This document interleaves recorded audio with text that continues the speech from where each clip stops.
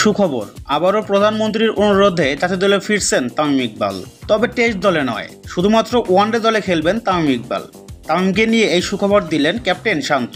সামনে আসছে বিশ্বকাপকে সামনে রেখে কাজ শুরু করে দিয়েছে বিসিবি। এরই পরিপ্রেক্ষিতে নতুনদের সুযোগ দেওয়ার পাশাপাশি সিনিয়রদের দলে ফেরাতে কাজ করছে বিসিবি। এদিকে দীর্ঘদিন ধরে জাতীয় দলের বাইরে আছেন তামিম ইকবালকে জাতীয় দলে ফেরানোর বিসিবির নানা রকম চেষ্টাই ব্যর্থ হয়েছে। তখন আবারও প্রধানমন্ত্রীর অনুরোধে তামিম অভিমান ভেঙে জাতীয় দলে ফিরবেন বলে আশ্বাস দিয়েছেন। এমনটাই জানিয়েছে বিসিবি। গতকাল প্রধানমন্ত্রীর বাসায় দেখা করতে যান তামিম ইকবাল এবং সেখানে 1 ঘন্টার উপরে কথা হয় প্রধানমন্ত্রীর সাথে। জানা যায় শুধুমাত্র প্রধানমন্ত্রীর অনুরোধেই নিজের অভিমান ভেঙে আবারও ওয়ানডে দলে ফিরবেন তামিম ইকবাল।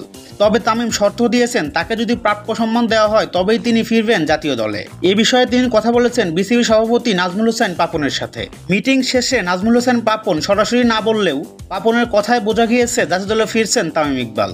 প্রিয় দর্শক, তামিম ইকবালকে আবারও জাতীয় দলে দেখতে চান কে? অবশ্যই আমাদের কমেন্ট বক্সে জানিয়ে যাবেন।